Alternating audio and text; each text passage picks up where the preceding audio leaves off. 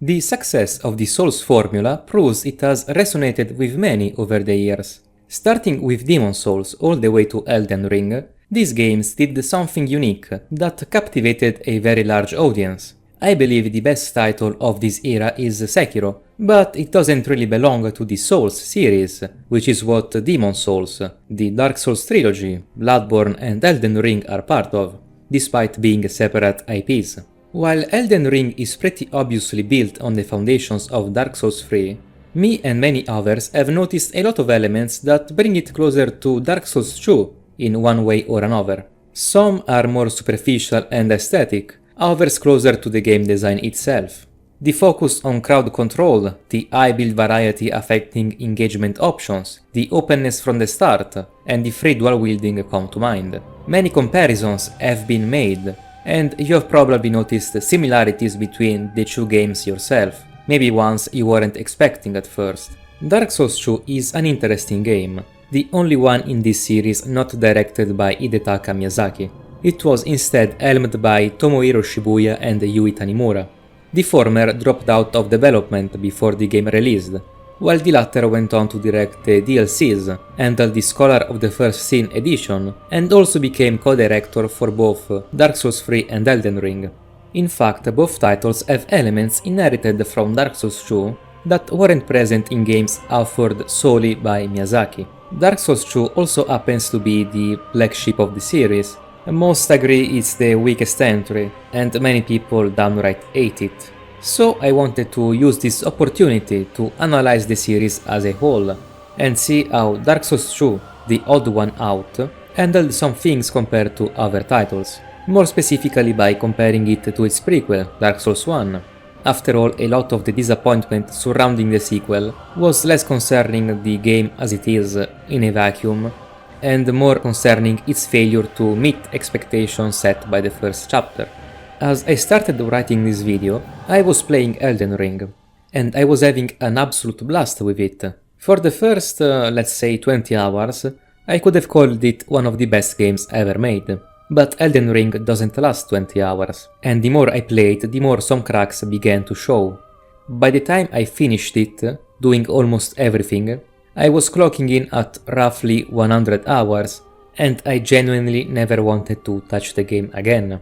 There are a lot of things wrong with Elden Ring, and while it's been praised to hell and back, for valid reasons I'll get to, I can't help but notice I'm not the only one who feels this way. At the same time, I've seen a lot of people associate their dissatisfaction with the game with their disdain for Dark Souls 2. Some of the weirdest or more infuriating choices about the game design do align with Tanimura's previous game, and him being a co-director would clarify some things. For example, you may have noticed the many bosses that either feature normal enemies or are essentially one or more normal enemies with a boss health bar. Some individuals online have used Elden Ring to further consolidate their hatred for Dark Souls 2, claiming it's somehow Tanimura's fault that both games are subpar or disappointing. So in the later segments of this video, I'll also try to examine what exactly Elden Ring does wrong, and whether it's actually Dark Souls 2 fault or not. To properly make some of my assessments, I won't be able to limit myself to the games alone. I will have to talk about external elements, like online discourse and marketing, because I'm looking at what these games did right or wrong, and the popularity or unpopularity of opinions surrounding them factors into that, especially since development for every entry in the series took into consideration audience feedback. So, without further ado, let's dive in.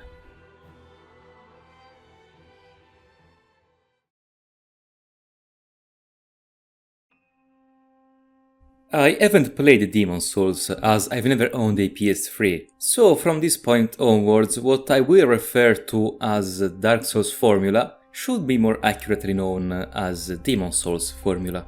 Dark Souls could reasonably be considered a soft reboot of Demon Souls for a larger audience due to the many similarities the games share. The original was a bit of a cult hit, while Dark Souls 1 managed to become increasingly more popular as time went on.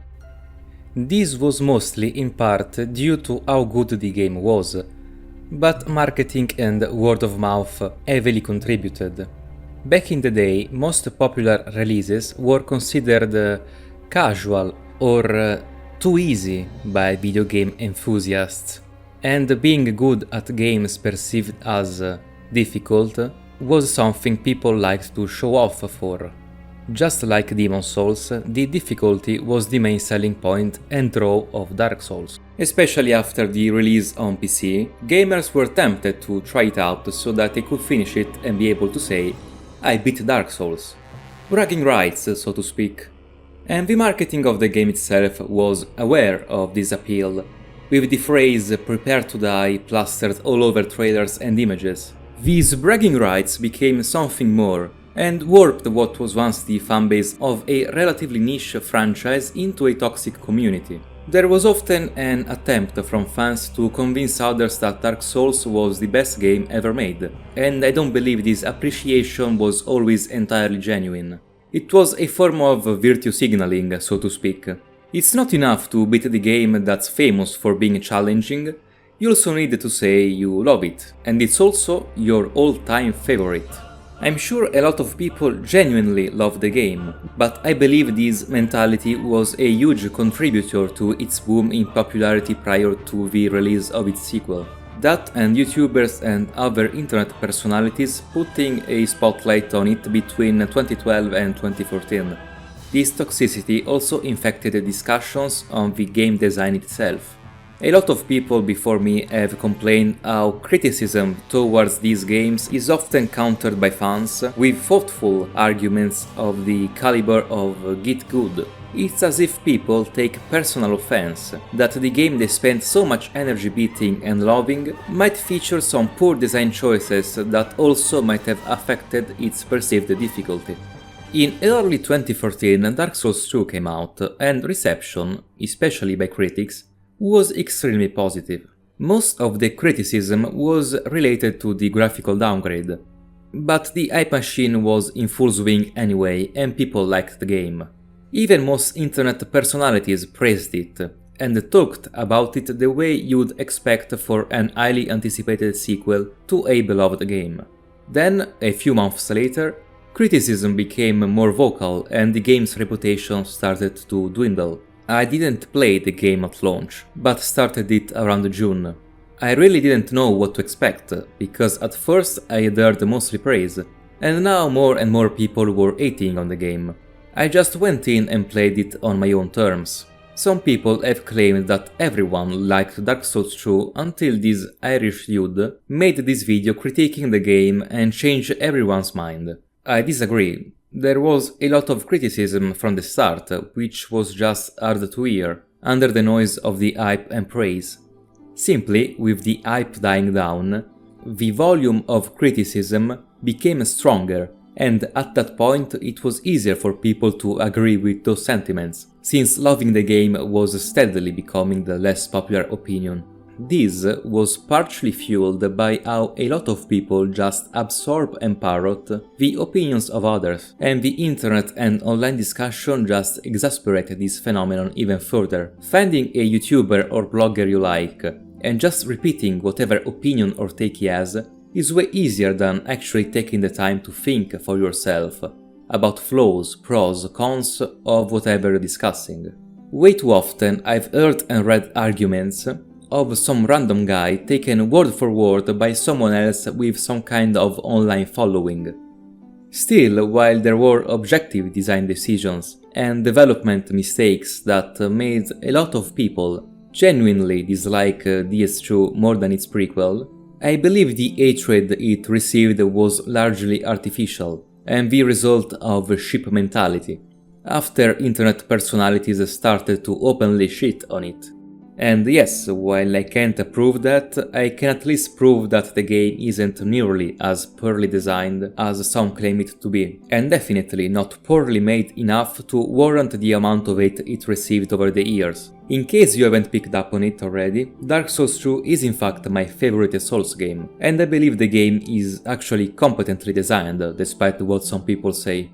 In this video I will discuss the Scholar of the First Sin edition on PC, which I now consider my favorite game in the series. I believe the way they went to release this edition was very scummy, making people pay $20 for the upgrade on PC. I also believe it was a huge missed opportunity not to properly overhaul the graphics. Instead, all we got is the equivalent of a reshade preset, but those two factors don't prevent me from enjoying the game. I also need to briefly defend how Scholar altered progression and enemy placement. Not all changes were good, but way too often I hear things along the lines of Dark Souls 2 is good, Scholar ruined it by placing ganks everywhere. Which is just pure bullshit. The only two areas that have become somewhat gankier in Scholar are Hyde and Iron Keep. Everything else is either the same or toned down. And while the way branches of yore are used to block off paths can be argued to be unnecessary and looks kind of stupid, I really don't think it's enough to ruin the game. So, why was Dark Souls 2 disliked? To put it simply, it differed from Dark Souls 1 in a lot of aspects that fans of the first game weren't necessarily expecting. It also has some serious and more objective flaws, and I'll talk about those as well. At the beginning, you are greeted by 4 old ladies. They mock you, telling you how you are going to die over and over again. People have taken this cutscene as evidence that From Software got high on the fumes of their own farts, and bought into the prepare to die meme while developing DS2. Haters often refer back to this moment when they complain about the game being artificially difficult, claiming how it only tries to kill the player in unfair ways. Not only I think that DS2 is neither more unfair or bullshit than 1 nor artificially difficult, but I also want to point out that this cutscene is more thematic than it is meta. Don't get me wrong, there is obviously some degree of that, but hollowing in DS2 is an actual mechanic, and it's one of the core elements of the narrative as well. The dialogue with the 4 Firekeepers properly sets up the rest of the experience and story, and it was Dark Souls 1 the game that advertised the prepare to die meme the most anyway. There is also an achievement for your first death called Welcome to Dark Souls. I don't think anybody complained about this achievement existing until they also started to complain about the game for different reasons. Apparently it was fine, as long as people weren't disappointed with the rest of the experience.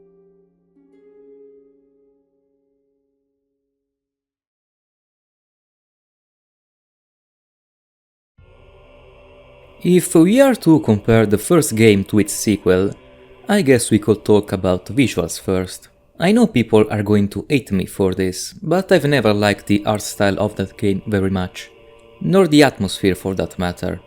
It's, fine, I guess. Demon's Souls goes for something very similar, and I think it looks better, and has better atmosphere. Overall, I think DS1 had very good concepts on paper, but the in-engine execution left much to be desired. Still, there are a few pretty areas with good atmosphere here and there. Even in the more mediocre ones, there are still some really beautiful vistas and landscapes. But going back to the sequel, I can definitely say I've always found it easier on the eyes, especially when playing it. Colors are used in a more harmonious way and are more relaxing and pleasing to look at in general. There is a better use of shadows and darkness, especially in this Scholar edition, and I believe the mindset of making things weird or grotesque for the sake of it, which was very common in DS1, is less present in this game, although the art direction is arguably more generic. Still, there were some obvious downgrades in the sequel. Dark Souls 1 had a way less flat image, particularly when compared to the vanilla release of 2. It also had way better metal shaders, and the character models within the game looked more realistic and fleshed out, while in 2 a lot of them look like they weren't shaded or textured properly. Also, when it comes to enemies, the first game had generally better animations, while they sometimes look a bit clunky in 2 or somewhat unfinished. But something that was done better in 1, and weirdly enough even better in Demon's Souls, was the realism of the environments themselves. While some areas in 2 are fine, like Lost Bastille and the Forest of Fallen Giants, many rooms in the game look like poorly textured and lit boxes, and don't feel like real places at all. This goes beyond the visuals alone, and it can sometimes be felt in the level design itself. with some areas being more like video game levels than actual lived-in environments. Although, to be fair, Dark Souls 1 was a bit like that as well, compared to its predecessor. And speaking of landscape realism, Dark Souls 1 was famous and praised for how well it communicated its interconnected world design through visuals, with LODs for explorable areas being generally in places that made sense. It was nothing groundbreaking when it came to open world games. I guess people praise Dark Souls 1 in particular because of the effort it took to manually place all those LODs to achieve a believable geography. Dark Souls 2, in comparison, had very little effort put into that. Areas are telegraphed ahead of you at the start of the game, and the geography makes somewhat sense, but it's far removed from the actual distances you travel gamepad in hand. This really shouldn't be a surprise, since Dark Souls 2 sees you traveling an entire continent. And to correct this, they would have had either to put loading screens in transitional areas, or make the game 10 times bigger. They just said, fuck it, and after a certain point they didn't even bother having the world make sense, with the most infamous example being the elevator, taking you from Elven Peak to Iron Keep. Yes, it's stupid, and yes, it's a downgrade from Dark Souls 1, but I never really cared for it because I knew that distances weren't meant to be taken literally. In Dark Souls 1, details like this were a necessity, because of its Metroidvania-style world design. In DS2 they are less important.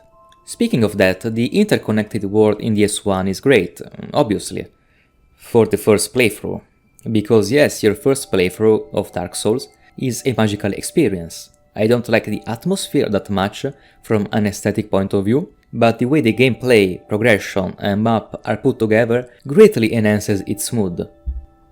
But there are problems with the way the journey was designed. People often say how boring, bland or annoying the later areas are after you get the Lord Vessel, and while I mostly agree they are of lower quality in terms of level design, I disagree with the simplistic observation I sometimes hear, which is, well, they give you fast travel and the areas turn to shit, that means fast travel is bad. Truth is, the level design in the first half, while stronger, isn't really that special either. The difference is that it's greatly enhanced by the world design itself, as each area is a continuum of the adjacent ones. Everything flows naturally and so the experience is greater than the sum of its parts. While the second half has some lower quality areas like Lost Izalith, the issue isn't so much that fast travel ruins the experience, but rather that the level design isn't strong enough to stand on its own, without the interconnected world to enhance it. Another issue is that, because of the lack of fast travel from the start, repeated playthroughs will quickly become boring. Because yes, the world of Dark Souls is interesting, intriguing and interconnected, but after you've seen it once, the gameplay and level design it offers become easy, very quickly, and the amount of backtracking you have to do to get around becomes boring really fast.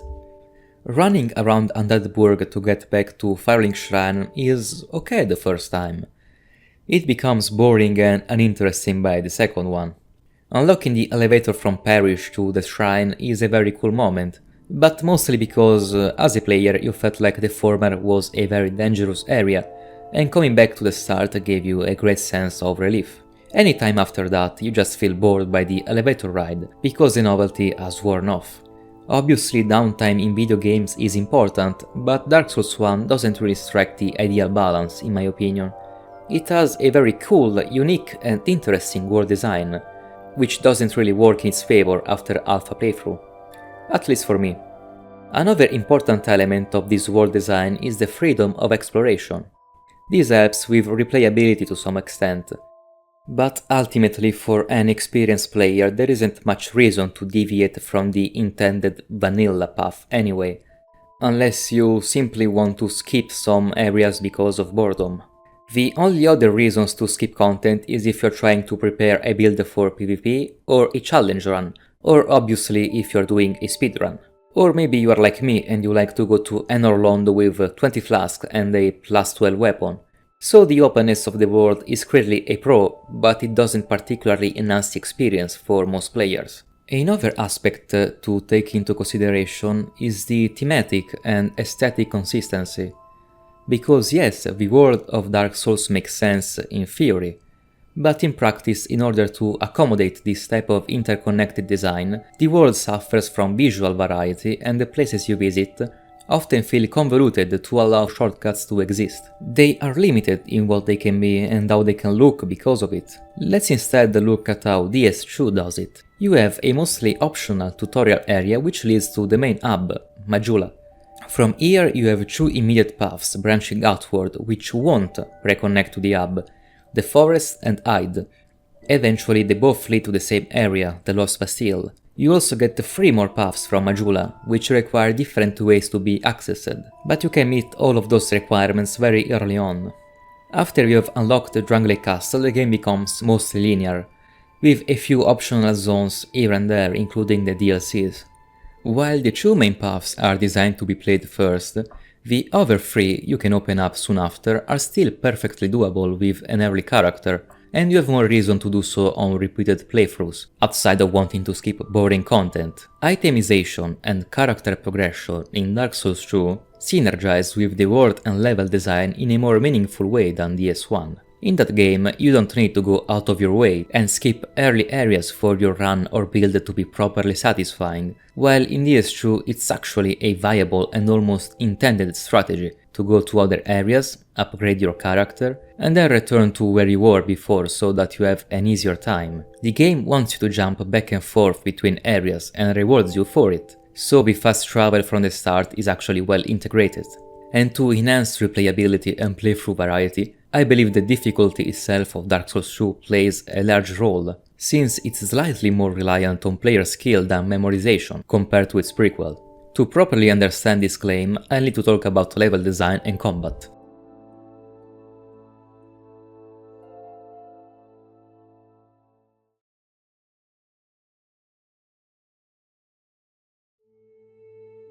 Dark Souls 1 was somewhat of a trial and error game.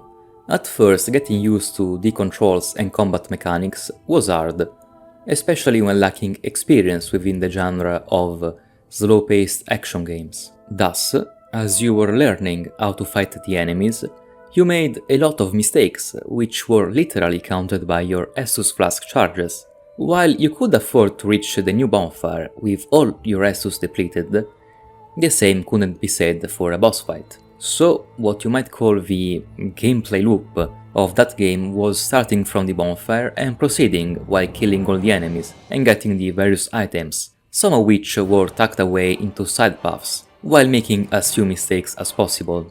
There was a very consistent approach to everything, because of the fixed spawn points, predictable aggro ranges, and exploitable AI of the enemies. Getting good in the levels of DS1, at least on your first playthrough, was less about getting good at the mechanics themselves, and more about memorizing exactly when to stop, raise your shield, go behind an enemy to backstab him, use a bow to pull someone, and so on. Once you felt confident enough with the movement and timings, you could even just skip the enemies by running and dodging. This was the general level design philosophy of Dark Souls 1. In a way, this style of level design and player progression is more commonly seen in 2D platforming games, and not slow-paced methodical action titles. I believe the implementation of this philosophy above all is what made people consider Souls-like a genre of its own. DS1 mixed this old-school style with elements such as corpse running, secret hidden paths, treasures, and other things that rewarded exploration. Sekiro is basically an evolution of that design, with an even clearer similarity to pure platform games, and with most of the RPG-style stuff stripped down, and a faster pace with more aggressive combat. The beauty of Dark Souls specifically is how to all that stuff it added the ability to create your own character and build it however you wanted, affecting your playstyle and allowing role-playing options in the process. Obviously, concessions had to be made to accommodate the inclusions of all the weapons, spells, armors and rings, both in the combat and the level design itself, while Sekiro, which is a more focused and streamlined experience, just refined the core progression and gameplay, and made an incredible game out of it. In Dark Souls 2 level design, the philosophy is mostly the same as DS1, with the major difference regarding healing. You still have a Nessus flask, far more limited than the one in the first game, but now you also get life gems which are instead abundant. Considering how much more dense of checkpoints the maps tend to be, and the low cost of maintaining a steady supply of life gems, traversing a level isn't about how many mistakes you can make, and more about whether or not you can avoid the fatal ones, except for the very first levels which are balanced around your limited healing. Another difference worth noting is how much more punishing it is to rush through areas and not be careful. This is seen with the heavily nerfed invincibility frames during certain animations, the more unforgiving encounter design, the higher aggressiveness of enemies, and the higher number of situations that ask the player to take their time. Whether or not it's a positive is up to preference really.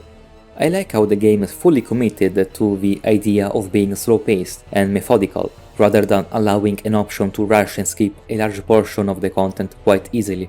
Also, I don't think it was ever intended to be as easy to pull off as it was in DS1.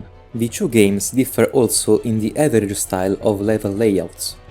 In one, levels tend to look back into themselves, often featuring shortcuts that connect to a previous checkpoint, in a very Metroidvania fashion. Dark Souls 2 instead has generally more linear levels.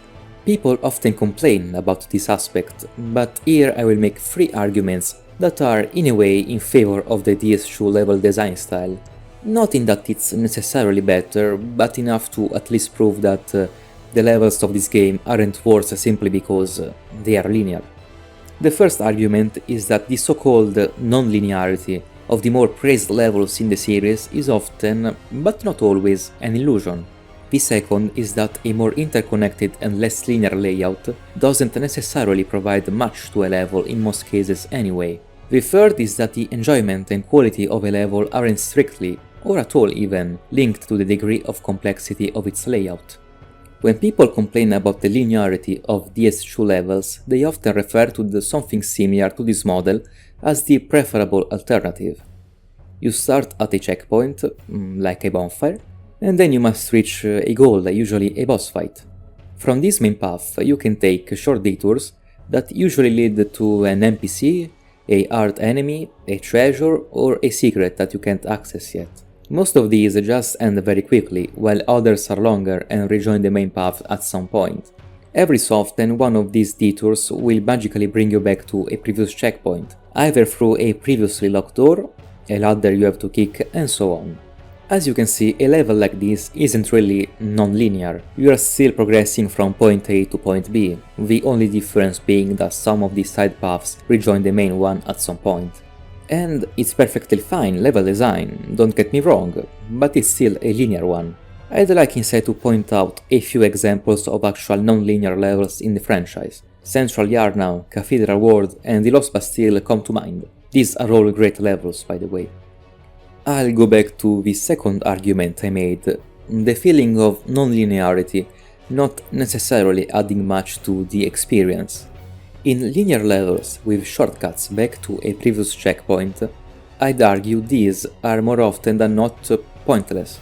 To prove that, let's make a little experiment with our previous diagram, and observe how those paths that bring you back to a previous checkpoint are, effectively, checkpoints of their own.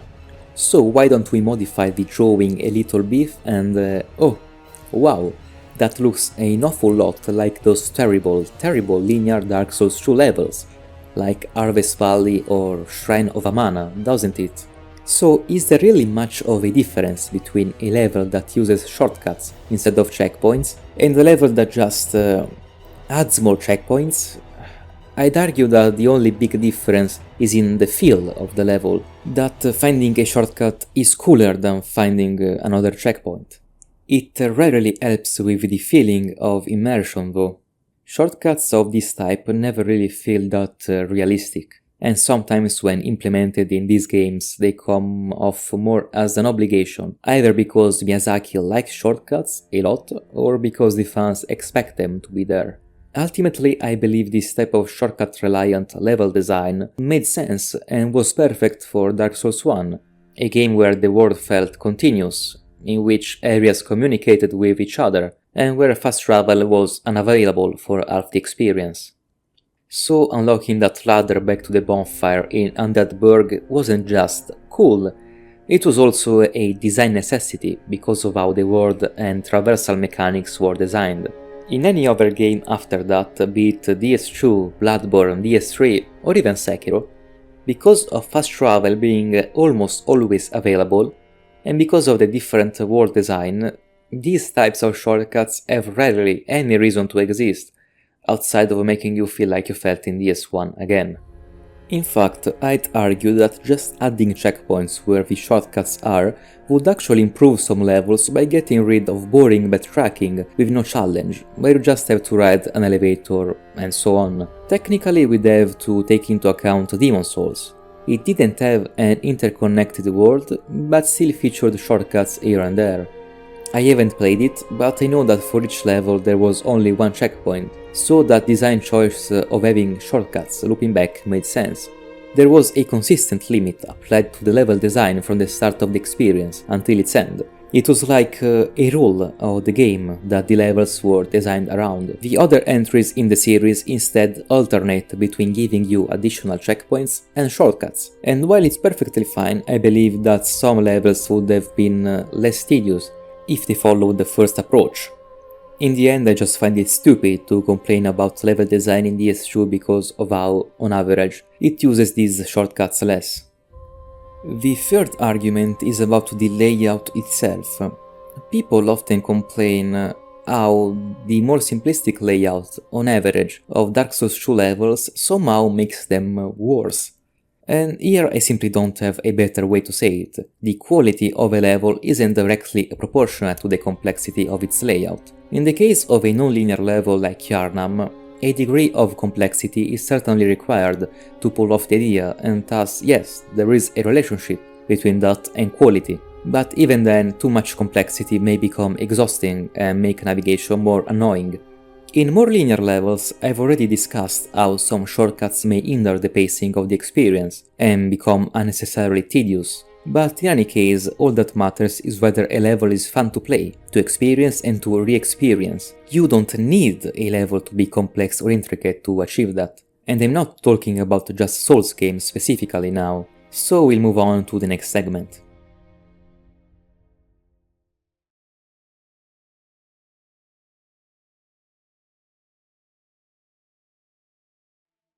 In video games in general, I believe the quality of the level design can be attributed to the following factors: pacing, identity, content, and function. Pacing is pretty obvious, it's how a level is paced, how it flows, whether it feels boring to traverse, clear, or whether it just overstays its welcome. Some levels can be too big for their own good after all. Content refers to the quality of the content within the level itself, and the importance of this aspect is mostly tied to the mechanics and gameplay, and how they interact with the level design. To better explain myself, in a game like Super Mario, the quality of content of the level is usually the layout itself, and that includes traps, enemies and power-ups. Because the gameplay is literally just jumping and avoiding killing hazards with very simplistic actions, so you can't really add content to a level that doesn't alter its layout. In games like Dark Souls, instead, the content of the level is above all the enemies and encounter design, since combat is a major element of gameplay. Then you have stuff like loot, secrets, traps, and yes, even the layout itself can influence the quality, but not as much as Super Mario, for example. In Souls games, generally speaking, you just need to make sure that the use of space enhances, or at the very least doesn't hinder, the combat and exploration. By identity, I mean how a level stands on its own, whether it has something unique to say that makes it stand out from the others. A game can have 15 amazingly put levels, but if they all feel the same, then the game probably won't be very good. The last trait is function, and it's the way the level tests the player's skills and his knowledge of the game mechanics. So it's a quality that is directly tied to the content, but can still be judged separately. It's also tied to identity, because in a game you might have a level with finely tuned content that tests certain skills, but then you get another level right after that might still offer good content, but doesn't really ask anything new of the player. This trait is more specifically related to the progression of the experience as a whole, and is especially important in games that introduce new mechanics as they go on, like Metroidvanias. Games like Ori and Hollow Knight excel at this, for example. In Souls games it's not as important because the gameplay you are expected to master in the first few hours generally remains the same throughout the experience, so it becomes the job of the content and identity to make sure that the journey stays fresh. All of this was to say, I think Dark Souls 2 has a good level design, as it generally does all those things pretty well. Once again, content relies heavily on whether the combat and encounter design is good, and that's a whole other can of worms, so instead I limit myself to discuss more straightforward things for now. I can talk about all levels in the game, so I'll mention some good examples and some bad ones. The Forest of Fallen Giants has an interconnected design that loops back into itself a few times. There are a lot of optional paths to explore, and there are 2 bosses you can kill, plus 3 giant memories you can visit later in the game. I'd say this is one of the best examples of a level with a shortcut-reliant interconnected layout in the series, because of how well paced it is and how exploration is properly rewarded. It also teaches the player that crowd control will be a major skill you'll need to master in order to progress. No Man's Wharf, I believe, is also an excellent level. You are encouraged, but not required, to use a torch to better navigate the rather chaotic environment, and most importantly to make fighting the dangerous Darkstalkers way easier. You can also use a Pharos Lockstone to permanently light the area. You must learn how to deal with ambushes in this level, or else you'll spend the entirety of the game cheesing or running past everything. Speaking of, if you rush, the level is pretty short, but the overall amount of content is high enough to generally stretch an early player's healing resources and weapon durability, so the 2 shortcuts you can unlock feel meaningful enough. In Harvest Valley, the main gimmick are the poison pools that you have to rush through, or you can heal through the damage if you want to get all the items and explore all the subterranean paths. Using a torch is also useful to better navigate these areas.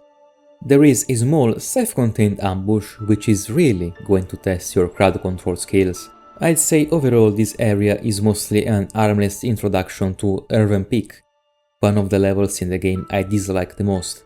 While it has some interesting quirks, I think the layout and encounter design are too boring to make the experience enjoyable on repeated playthroughs, especially because of how annoying the mannequins and desert sluts are to deal with. The player burning the windmill is a questionable expectation. Anyway, it would have been cool if the level design was affected more by it. The mechanisms and the Gilligan slaughters could have played a bigger role in the layout and progression within the level. Iron Keep is next, and it's one of the most hated levels because of how annoying the gangs can be.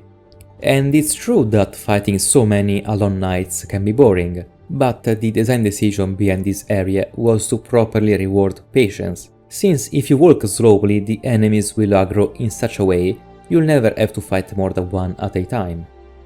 It can be annoying to die to Smelter Demon and having to repeat the entire process again, but I can at least appreciate what they were going for. The main gimmick here is decent, the traps and mechanisms you can interact with. It's true that the area feels nothing like an actual medieval fort, and more like Bowser's castle.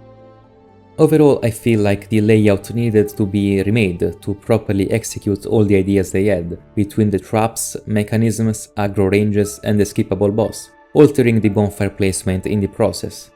I don't think it's a bad level, but it can definitely feel tedious at times. Let's then look at the Hall in Majula, the Grave of Saints more specifically. An optional area. This is mostly relegated to the Rat Covenant for multiplayer, and seems to have lost a lot of its potential due to the rush development and the graphical downgrade. For the purely single-player experience, there isn't really much to say. It's a small level with rats, and the rats are also the boss. Not great, but doesn't overstay its welcome, and it's completely skippable. Moving on to the gutter itself, I think it's one of the better design levels in the game. The layout is complex, but in this case it's not complexity for the sake of it, but rather a way to increase the tension alongside the darkness and how easy it is to fall down. A level where it's easy to get lost and it's easy to die because of it. But if you survive, you are properly rewarded. Clearing this level and lighting all the torches is very satisfying. The enemies here aren't really the focus and the most dangerous ones can be easily avoided. The main gimmick and hazard outside of the layout itself are the poison statues, which serve as an introductory lesson to the next level, Black Gulch. It's a shame that one of the best levels is followed by one of the worst, but I think Black Gulch could have been good with a few tweaks. The poison statues actively discourage you from running and sprinting. Overall, much like Iron Keep, it's a zone where taking your time and being careful is the most viable strategy. My main issues are the 2 invaders in the Scholar version, which can be even joined by Forlorn, that can make the experience too chaotic. Also, breaking all the statues isn't particularly fun. I believe if there were fewer of them, but with larger cones for detecting the player, and longer range, they'd have achieved the same effect while making the experience less tedious. I'd also get rid of the invaders. Still, it's really not that hard of a level and is extremely short, so as a pre-boss gauntlet it's overall okay, not too well designed, but it's also not going to sour the overall experience. Later in the game we find one of the most hated areas in the series, Shrine of Amana. As the contrarian I am, I'd argue this is actually one of the best levels in the series. It has a lot of things going on to create a very specific and challenging experience. The water slowing down your movement, the darkness making the precipices hard to see, the enemies lurking below the water that are non-hostile as long as the Milfanito are singing, the fairly strong melee enemies patrolling the walkways, the mages shooting projectiles at you, and the numerous ruins you can use to take cover. All of these elements come together to create a unique level where a lot of your skills are tested, and in general the entire area becomes much easier if you have access to good range damage, thus rewarding preparation and specific builds, but it's far from impossible or unfair when done with a melee build. The major issue with the level is the very last section, before the boss. It can be a bit too much unless you choose aggro ranges. Still, this level in its entirety reinforces the lesson Dark Souls 2 has been trying to teach players the whole time. Be patient, scan your surroundings and learn how to deal with multiple enemies at once. The following area, Undead the Crypt, has also a lot of different things going on for it. The darkness making encounters more tense and dangerous, alongside cramped environments limiting your movement, the bells resurrecting ghosts from the tombstones you can destroy, and the weaker enemies trying to activate the summoning bells in your place. There are ranged enemies you have to take cover from, and the ghosts ambushing you from the walls unexpectedly. Then there are the Imperious Knights acting both as enemies and as roadblocks. Also, you must be careful not to have a light source active while near the Grave Wardens, but you can use the torch to conjure a legion of powerful red phantoms. It's a short level, but still very unique and memorable because of all these things it throws at you. The layout is a bit simplistic, but it works with the pacing they were going for. I personally would have made it a bit longer though. This is an instance where you can feel a level is slightly too small for the many good ideas it had. The next main objective is Alias Keep, a level with some interesting things going on which actually does suffer from excessive linearity. Ultimately, it all boils down to a very long and mostly empty hallway, and the side paths are a bit underwhelming. It's not a bad level, in my opinion, but it comes off as unremarkable, despite the good ideas. If the size was better utilized, with a more intricate design and more traps, and in general a more widespread use of the various gimmicks they came up with, it would have been an instant classic. But alas, we are left with a glorified intro to the Dragonary zone. The Abyssal dungeons on the other end are pretty awful, fighting many extremely unbalanced NPCs in dark environments where it's very easy to fall isn't very fun. Overall, I say the levels of base Dark Souls 2 are pretty good. There are a few that are annoying, some are underwhelming, but the pacing and uniqueness are almost always on point. There is no level I would describe as being too long or overstaying its welcome. No level bad or boring enough that I never want to do it again, except for the Abyssal dungeons. And no level that feels too similar to any of the previous ones, in terms of design or mechanics. The game stays consistently fresh and maintains a tight, engaging pacing. So, while the base game isn't that amazing when it comes to level design, with very high highs and some very low lows, I think most can agree that the DLCs are way better. In fact, I'd go as far as saying that they are the best levels in the entire series. So, let's talk about them next, shall we?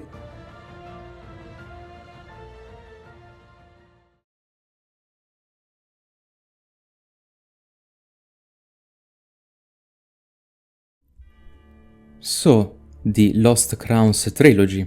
Shulva is the first DLC, and also my favorite level in the game. What really sells it, I think, is the atmosphere, the feeling of exploring the ruins of an ancient, isolated civilization, like something straight out of a classic adventure novel or movie. The gameplay is strong too, with the main gimmick being the various hittable switches and mechanisms that affect the environment in specific ways, allowing for the designers to experiment with some puzzles. There are also the ghosts whose bodies you need to destroy, and the little acid bugs, creating additional hazards during combat. There is some degree of interconnectivity, but it's mostly for flavor. I think this bonfire right here shouldn't have been hidden. They should have instead removed this one and this other hidden one as well, and placed a shortcut in the middle of the descent to Elana, connecting back to here near the previous bonfire. I believe these changes would have made the layout just a tiny bit more interesting, without sacrificing the quality of the pacing, which is excellent already. Next is Broom Tower, a level which focuses mostly on difficult and tense combat encounters, spiced up by elements like Nadalia idols, exploding hollows, flame machines from Iron Keep, exploding fatties, and enemies ambushing you from the ash. When it comes to the layout, the focus here is on pure verticality, although I'd argue it could have done without the bonfire between the start and the foyer one, mostly so you have more of a reason to use all the elevators you activate with the Scorching Iron Scepter. In its place, they could have added an unlockable safe fall to make the run back less tedious if you die before the foyer, which is how Ash is used in the Drag Heap in Dark Souls 3. And yes, I know I explained how shortcuts aren't strictly necessary to improve the experience of a level, but both here and in Shulva the layout is already interconnected in interesting ways, so by slightly changing the bonfire placement, I believe that element of the design can simply shine further without actually harming anything else in the process. The last DLC is Ilium Lois, which is a non-linear level. There is a bit of backtracking here, but I'd argue it's better implemented compared to most of the long, boring back and forth through Lord Run you had to take in DS1. Mostly because when you re-explore the main path, the area plays slightly differently due to the new unfrozen enemies. You are also rewarded with new loot that was previously unobtainable. A few notable quirks are the golems, which are a new take on the same concept from Drangleic Castle. The snowball that you can use to kill enemies and unlock a shortcut is also pretty fun. And there is also the memorable and unique Maldron encounter. We should also remember the invisible enemies and ladder that you need the Eye of the Priestess to see. I believe the bonfire placement in this level is sensible and complements well the degree of interconnectivity. So, pretty good DLCs overall, right? Well, we need to talk about the infamous optional areas, hated by most, criticized by everyone. And I mostly agree, but we need to accept one simple fact here. These areas were meant for co-op. They were designed and balanced, expecting the player to not be alone, if not with other players, at least by summoning NPCs. These are still flawed areas, but the hatred they received, I believe, is largely born from people who refused to summon because they consider it the easy mode of the game. but it's not a fair mindset for levels made specifically with co-op in mind. Obviously, you could argue that the game doesn't communicate this fact well enough, but some elements of multiplayer and other mechanics weren't really explained in Demon's Souls or Dark Souls either, yet no one gets angry about that as I do for these zones. Still, I have a few considerations to make. All these areas feel rather lazily designed. The Cave of the Dead is basically an harder version of Black Gulch, without the darkness but with more enemies. It's inoffensive really. It can be cleared even solo with good preparation and skill. Alternatively, it can also be rushed through. With Phantoms it's just okay. Iron Passage I think has an interesting gimmick, with the unlockable secondary path that allows you to avoid most ganks, but it's ruined by the rather bullshit timed gates. The main issue here is how lazy the main path feels. It's just 3 rooms with enemies that gank you and spellcasters that debuff you. It's not good, but I really fail to see how you'd get enraged by it if you summoned even just one phantom. Iron King's memory is mostly rushable with some skill, if your intent is getting to the boss. If instead you want to play the level properly, the first room requires some patience to be cleared solo, but that's the extent of it really. Once again, the laziness is most apparent with the bare bones layout and the weak presentation. Overall, I'd say these 3 levels are lazy, mostly unremarkable, but not really hate-worthy if you summon. But then there is Frigid Outskirts, which is just weird. When it comes to the amount of hatred this area receives, I can't help but think that some people, outside of not summoning, haven't even figured out the gimmick. Everyone complains about getting ass-raped by frozen reindeers, but that's not really something that should happen. To me the gimmick seemed pretty clear from the start. You are in a giant snowfield which alternates between a clear weather and a blizzard. When the weather is clear you can spot some structures, placed in a somewhat straight line. When the blizzard hits, you can only navigate either through your inner orientation sense or by using the sun as a reference. If you're out in the blizzard, you'll immediately notice that the aforementioned reindeers start spawning. Considering they are very difficult to fight, your first instinct should be to wait out the storm inside one of the shelters so you won't run into them. The idea here is to run from shelter to shelter, trying not to get killed by the enemies that spawn. And I think it's a cool gimmick, and once you realize it, the level can even be cleared solo with enough skill. So I don't really think the hate is warranted. There are flaws obviously, mostly how random some of the enemy placement feels, and the fact that if you die to the boss you need to run all the way through is probably the biggest issue. So I can definitely see that you might hate this level if you keep dying to Lud and Zallen, but if you don't want to redo the run because the boss is too difficult, just don't do it and maybe come back later when you are strong enough to kill the boss more easily. Overall, the co-op areas aren't good, but I'd say not bad enough for them to be labeled the worst of the franchise, especially considering the co-op aspect, although I can agree if you want to call them the laziest or the worst to play solo. Before moving on to the discussion on combat, I'd like to highlight one final aspect of the level design formula of the series and how it ties to level design. When you replay these games, unless you're doing a speedrun or challenge run, you'll most likely loot almost everything that isn't out of reach in every level. What is it that drives players to do this, despite knowing already they probably won't need most of that stuff? Earlier I showed you this simple diagram that shows a specific goal as the end of a level. What this diagram was missing was that the entire level is littered with lesser mini-goals, which are the items themselves. Some are placed on the critical path, some require to stray off it, some are easily accessible, others are more hidden or protected. Have you ever tried in any of the Souls games to traverse a level you had already completed, going back through it with no items to pick up, but all the enemies still alive? If you felt a sense of emptiness doing such a thing, you probably agree with me. I think that looting and itemization are essential to enhance the level design and the feeling of satisfaction these games give. DS2 stands out in that regard to me.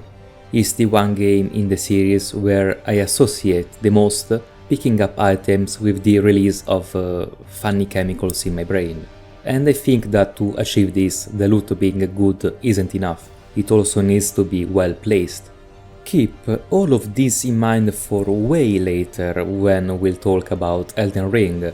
Now it's time to talk about combat instead.